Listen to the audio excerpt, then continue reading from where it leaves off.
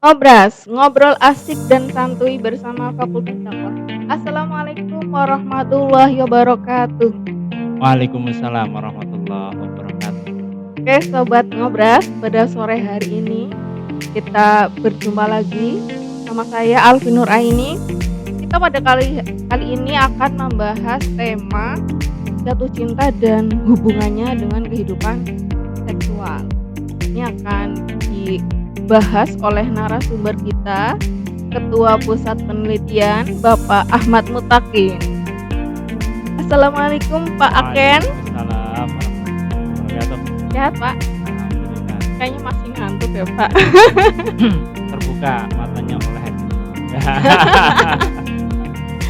Oke Pak, pada hari ini bahas jatuh cinta nih sama hubungannya dengan kehidupan seksual. Tapi kan untuk membatasi ngobrol kita pada hari ini mungkin ada definisi cinta yang akan dibahas oleh Pak Ken ya. Cinta yang akan dibahas di sini jatuh cinta. Silakan Pak Ken. Ya, terima kasih. Jatuh cinta dan kehidupan seksual. Yang pertama penting untuk dipahami perilaku seks atau kebutuhan seks itu dimiliki oleh semua makhluk, hanya manusia, tetapi binatang yang lain pun itu membutuhkan itu. Karena seks itu menjadi cara atau menjadi alat bagi makhluk itu untuk mempertahankan eksistensi dirinya, kembangbiakannya, spesiesnya.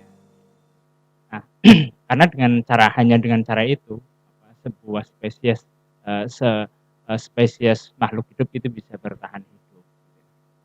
Nah, kemudian bagaimana proses pelaksanaan hubungan seksual itu yang lalu masing-masing spesies makhluk hidup itu berbeda-beda. Kita sebagai manusia tentunya memiliki cara yang berbeda dengan makhluk hidup yang lain. Nah, dalam konteks inilah tadi disebut dengan cinta itu yang lalu menjadi pembeda. Kalau makhluk hidup gitu ya, selain manusia melakukan hubungan seksual itu adalah murni insting. Ya, mereka misalnya melakukan hubungan seksual itu bukan karena rasa ketertarikan atau rasa kasih sayang, tetapi itulah habitus mereka. Secara instingtif saja ketika pejantan dan betina selain manusia itu ketika bertemu maka mereka melakukan hubungan sebagai dorongan instingtif untuk mengembangkan atau mempertahankan spesiesnya. Nah, sehingga aktivitas seksual binatang itu tidak memiliki keterkaitan tidak memiliki keterkaitan itu dengan kebahagiaan, kemudian kebersamaan itu tidak ada. Rasa-rasa itu rasa bahagia, rasa bersama itu tidak menjadi bagian dari kebutuhannya makhluk hidup.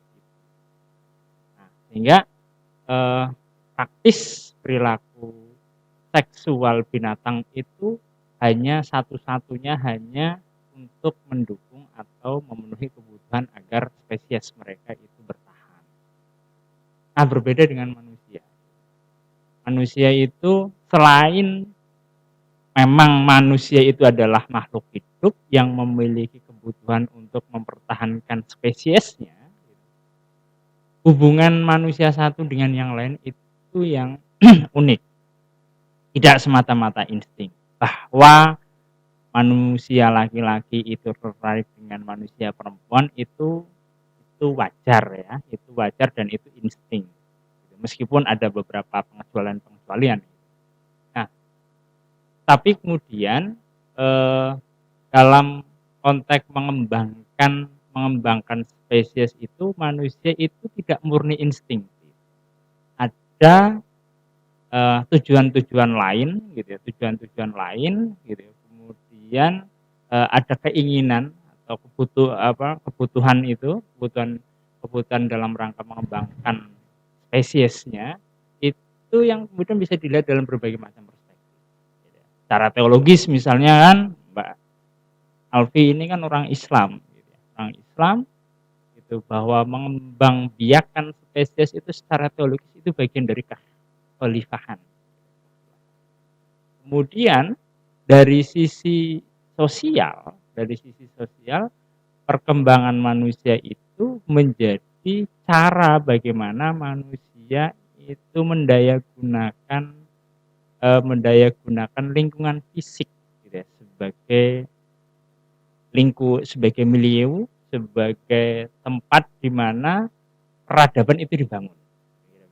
Jadi manusia itu bukan hanya membutuhkan fisik sekedar untuk mempertahankan spesies biologisnya, tetapi manusia itu juga membutuhkan fisik sebagai lingkungan di mana peradaban itu mau dibangun.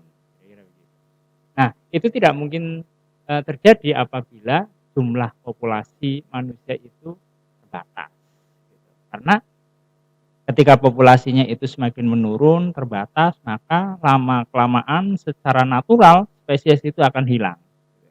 Jadi kalau spesies itu tingkat perkembangbiakannya rendah, maka sebenarnya spesies itu mendekati kepunahan. Nah, ketika spesies itu punah, maka ya sudah, dia tidak punya cerita apa-apa lagi. Taruhlah kita dulu ada dinosaurus gitu ya. Karena perkembangbiakannya itu rendah, maka sekarang tinggal menjadi cerita. Nah, banyak beberapa binatang yang rendah perkembangbiakannya sudah tinggal cerita. Nah, kalau binatang mungkin dikenang dengan itu, dikenang dengan sebagai kekuatannya, kebesarannya, keberingasannya gitu. Nah, sementara manusia itu ceritanya akan terus berlanjut. Dan manusia itu manusia itu hidup dalam ruang yang bernamanya peradaban. Nah, membangun peradaban itu membutuhkan populasi sebagai pendukung utama. Nah, itu yang lalu menjadi pembeda antara perilaku seksnya manusia dengan binatang. Kalau binatang tadi sekedar insting, tapi kemudian manusia itu selain insting itu juga melibatkan rasa, kasih sayang dan seterusnya. Sehingga perilaku hubungan seks manusia itu merepresentasikan berbagai macam rasa. Nah, maka ketika tadi disinggung, ada nggak hubungannya antara cinta dan hubungan seks? Ya ada gitu. Karena menikmati hubungan seks itu atau apapun gitu ya, hubungan relasi manusia dengan manusia yang lain itu hanya bisa dirasakan maknanya ketika manusia melibatkan rasa, melibatkan hati, bukan sekedar insting. Kalau perilaku insting itu dia tidak memberikan efek apapun, ada rasa curiga, cemburu, kemudian benci dan seterusnya itu. Misalnya kalau ayam tarung jago dengan jago tarung itu karena hanya melibatkan insting, setelah pertarungan selesai antara satu dengan yang lain itu tidak ada rasa dendam, tidak ada rasa kepuasan. Ya sudah, biasa saja gitu. Nah, karena mereka tidak melibatkan rasa. Ayam itu nggak melibatkan rasa. Nah, begitu halnya ketika mereka berhubungan seks gitu, jago sama babon, ya tidak ada rasa bahagia, rasa senang, itu ya biasa aja gitu. Setelah selesai melakukan hubungan itu ya sudah, nggak ada rasa, nggak ada efek apapun gitu ya. Tidak ada efek kebahagiaan, kepuasan, itu tidak ada. Nah, ini yang membedakan dengan manusia itu, karena manusia itu melibatkan rasa. Nah, maka ketika sebenarnya hubungan seks atau perilaku-perilaku lain itu sebenarnya adalah representasi, ekspresi dari rasa yang dimiliki. Nah, jadi tergantung dari rasanya, tergantung dari rasa yang dibangun, yang dimiliki. Oh, ada kok hubungan seks itu karena dendam misalnya, ada kok manusia itu melakukan hubungan seks itu karena kebrutalannya itu juga bisa, dan sebaliknya juga ada manusia yang kemudian bisa merasakan kebahagiaan itu karena rasa cinta, rasa kasih, rasa sayang dan sebagainya. Nah, maka, eee, tidak apa namanya, sebuah perilaku itu mengekspresikan jagat pikiran dari si pelakunya itu, perilaku. Seks itu hanya salah satunya saja. Makan itu ada kok yang mengekspresikan, misalnya sebagai kejahatan bisa, sebagai ekspresi dari kerakusan bisa, ekspresi dari kasih sayang juga bisa. Jadi, perilaku tadi kalau dicontohkan seks itu hanya menjadi ekspresi dari rasa yang dimiliki. Nah, memang gitu ya, karena seks itu adalah, aktivitas biologis gitu ya, aktivitas biologis. Nah, ia hanya bisa dimaknai itu dari rasa yang dikembangkan oleh para pelakunya. Nah, cinta kira-kira gitu, itu menjadi dianggap sebagai rasa yang paling representatif gitu ya, untuk memberikan makna tertinggi atas perilaku manusia yang disebut dengan seks. Kira-kira begitu. Tapi kalau membahas jatuh cinta ya, Pak, itu kan ada kata jatuh kok ditambah dengan cinta. Padahal kan jatuh itu kan notabene sakit, ya kan, Pak? Aku Iya, jatuh kan heeh, sakit. heeh, Atau misalnya pesawat jatuh itu kan menakutkan. heeh. Apakah cinta juga jatuh cinta itu juga Lah menakutkan? itu, jantung yang menyenangkan kira-kira gitu ya. Karena gini, nggak tahu ya kalau yang biasa jatuh cinta itu. Jatuh cinta itu bisa berkali-kali kok, jadi orang tidak punya batasan jatuh cinta itu hanya sekali atau 2 kali. Itu rasa yang natural, rasa yang hampir dimiliki oleh semua orang, yang apa namanya, orang orang jatuh cinta itu kira-kira dia memiliki imajinasi yang banyak banget gitu. Dia bisa melakukan sesuatu yang sebenarnya di luar normal gitu ya, orang sedang jatuh cinta. Jadi kalau jatuh cinta sebenarnya kalau didaya gunakan secara positif gitu ya, dia itu menjadi spirit yang tak terbatas gitu. Orang bisa melakukan sesuatu yang di luar logika gitu ya. Nah, ini kan kekuatan yang besar gitu ya, yang besar gitu. Misalnya orang, jatuh cinta terhadap apapun, maka orang itu akan bisa melakukan di luar, melebihi batas normal. Nah, ini bagus banget gitu untuk yang lain-lain. Misalnya kalau kamu jatuh cinta kalau normalnya orang hujan-hujanan ngapain gitu, bikin flu, bikin apa-apa, tapi karena cinta itu kamu bisa aja datang jalan sama orang yang kamu sukai gitu ya. Nah, jadi, jatuh jatuh terhadap cinta. Nah gitu, Pak. Apakah Eh cinta itu sakit eee, juga, Pak? sakit yang menyenangkan gitu ya. Apa menyakitkan, Pak? Ya ya ada terminologi yang kelihatannya itu negatif tapi rasanya apa namanya, rasanya indah gitu ya. Misalnya merana karena cinta itu indah juga itu gitu, merana karena Padahal merana ya, Pak, tapi merana, tapi karena cinta itu indah itu gitu. Ya, kalau saya sih ngelihat jatuh cinta itu sebagai spirit yang unlimited gitu.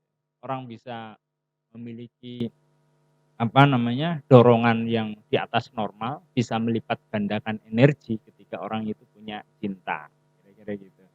Nah, tumbuhkan rasa cinta itu terhadap apapun gitu, terhadap apapun, maka orang itu akan memiliki energi yang berlipat-lipat untuk melakukan sesuatu yang bisa dinilai di atas normal, itu bagus.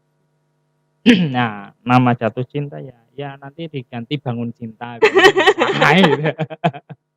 iya daripada jatuh Gitu ya. cinta mendingan bangun cinta kayak lagu Iya. ya, Pak. Iya. Heeh. Jadi kan tadi masih membahas cinta dan kehidupan seksual. Apakah memang, selalu cinta itu berorientasi pada seksual aja, Pak, atau gimana? Ya enggak, gitu. Karena tadi ya, eee, cinta hampir dimiliki oleh setiap orang. Nah, ekspresi cinta itu bisa macam-macam, gitu. Nah, kalau seksual itu kan ekspresi gitu ya. Nah, dia bisa mengekspresikan rasa apapun sebenarnya. Rasa benci bisa, rasa dendam bisa, rasa cinta bisa, kira-kira begitu. Nah, sehingga, eee, aktivitas seksual itu tidak selalu kok, membahagiakan para pelakunya. Tergantung dari, rasa yang dihadirkan dalam aktivitas itu. Nah, bisa jadi, cinta itu diekspresikan dalam bentuk yang lain, misalnya, kasih sayang seseorang terhadap anak, kasih sayang orang tua terhadap, tetangga gitu. Kemudian, kasih sayang hani dengan siapa begitu, bisa gitu, bisa. Yang tidak selalu berujung pada aktivitas seksual. Nah, tapi memang gitu ya, karena aktivitas seksual itu adalah hubungan biologis gitu ya, itu hanya bisa, dimaknai ketika ada rasa yang dihadirkan di situ. Dan yang paling mudah adalah rasa cinta itu. Ketika orang melakukan hubungan seksual atas dasar cinta, itu maka aktivitas itu menjadi menjadi menyenangkan, membahagiakan gitu. Nah, tetapi apakah orang bahagia dengan aktivitas seksual? Enggak juga, tidak semua, tidak semua. Karena banyak misalnya orang melakukan aktivitas seksual karena dia berada dalam situasi yang tertekan, ada rasa benci, maka aktivitas seksual itu semakin sering dia melakukan aktivitas seksual maka semakin tertekan, semakin menderita, kira-kira bisa begitu. Tetapi ketika orang menghadirkan cinta dalam aktivitas seksual, maka aktivitas seksual itu menjadi menjadi perilaku yang menyenangkan, membahagiakan. Jadi apa namanya, aktivitas seksual itu sebagai sebagai sesuatu yang wajar, yang lazim, sebagai kebutuhan manusia sebagai spesies, itu iya, gitu. Itu itu bohong kalau ada orang yang mengatakan nggak butuh seks, itu berarti dia bukan bukan hewan, bukan Mmm. binatang, bukan spesies, gitu ya. Nah, tapi kemudian, apakah, seksual itu selalu menghadirkan kebahagiaan? Oh, itu belum tentu. Tergantung dari rasa yang dihadirkan. Nah, yang paling mudah itu ya, aktivitas seksual bisa membahagiakan itu ketika ada rasa cinta itu. Nah, jadi, dan apa namanya, setiap setiap manusia itu pasti memiliki bangunan rasa gitu ya, yang diekspresikan dalam setiap perilaku. Orang bekerja itu nikmat kalau ada rasa yang dihadirkan, misalnya rasa tanggung jawab, rasa kasih sayang terhadap keluarga, kemudian bekerja itu menjadi indah ketika misalnya ada rasa rindu yang begitu dalam ketika menuju kampus, itu akan bertemu dengan seseorang. Nah, itu akan sangat berbeda kalau ke kampus, di kampus itu hambar, nggak ada apa-apa, itu berangkat juga malas-malasan, alasan-alasan gitu. Jadi hadirkan, tumbuhkan rasa cinta yang terus-menerus gitu terhadap segala sesuatu yang menjadi proyeksi atau orientasi kita melakukan aktivitas itu. Ya, eee, jadi juga ada ungkapan ya, Pak, hanya orang yang beruntung aja yang bisa, menikah dengan orang yang dicintai. Apakah gitu, Pak? Apakah iya, kalau Kamu pasti udah kan nikah belum? belum. Ada ungkapan seperti itu. Apakah iya kan, salah satu tujuannya kalau yang ingin menikah, Heeh, tujuan manusia pasti kan, mmm, apa namanya, ada garis keturunan lah, meneruskan keturunan, mhm, salah satunya dengan menikah. Tapi apakah ya pasti ada ya, Pak, emang yang menikah itu tanpa cinta. Katanya ungkapannya, hanya orang beruntung aja yang mhm, bisa menikah dengan orang dengan yang orang yang dicinta. dicintai. Ya, Gitu.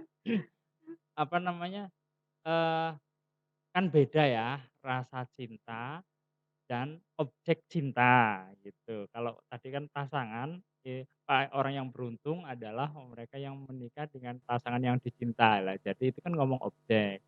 Hani, Alfi itu dengan siapa itu kan objek.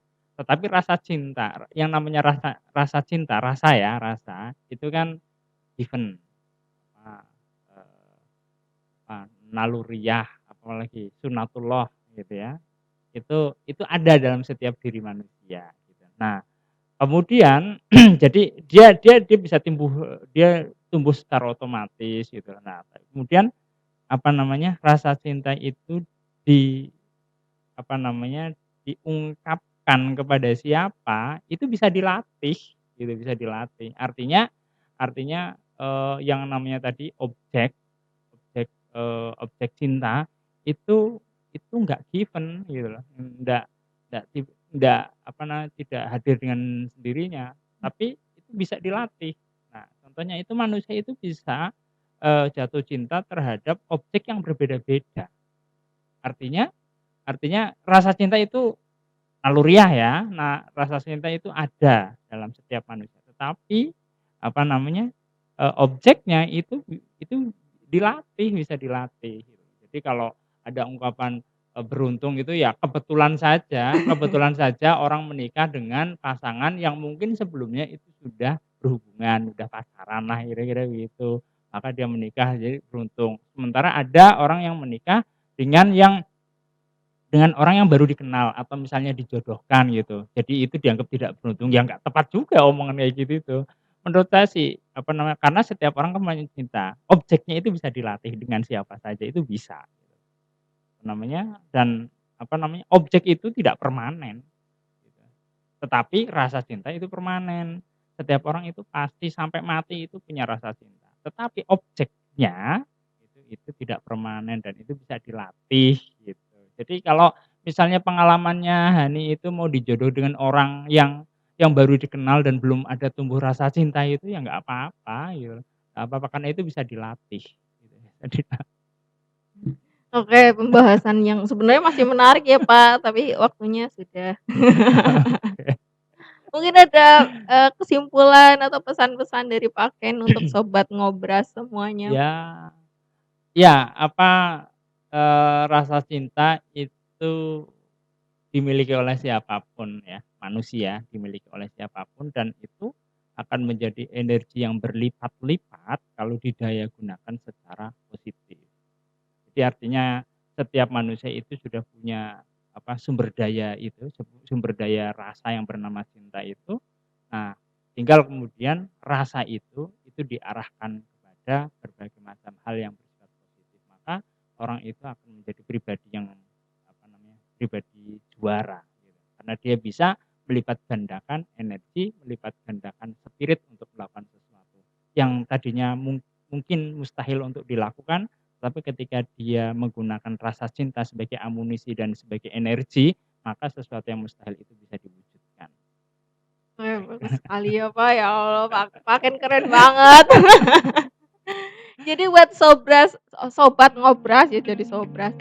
Sobat ngobras semuanya, gunakan energi cinta ya yang kita miliki itu untuk hal-hal yang positif, untuk hal-hal yang, inovatif, kreatif ya, Pak, untuk mengembangkan diri. Bukan kemudian galau terus, ambiar terus ya, Pak. Kayak kayak anak-anak sekarang kan ambiar, apa-apa dikit ambiar. Itu lebay, lebay. Oke demikian, ngobrol kita pada sore hari ini. Jangan lupa, teman-teman ngobras selalu kunjungi YouTube Fakultas Dakwah tiap jam 5 sore untuk sesi ngobras ya. Terima kasih Pak Ken Oke, atas sharing-sharing-nya sama-sama. pada sore hari ini. Selamat jumpa kembali ya Pak besok. Demikian teman-teman, assalamualaikum warahmatullahi wabarakatuh. Waalaikumsalam.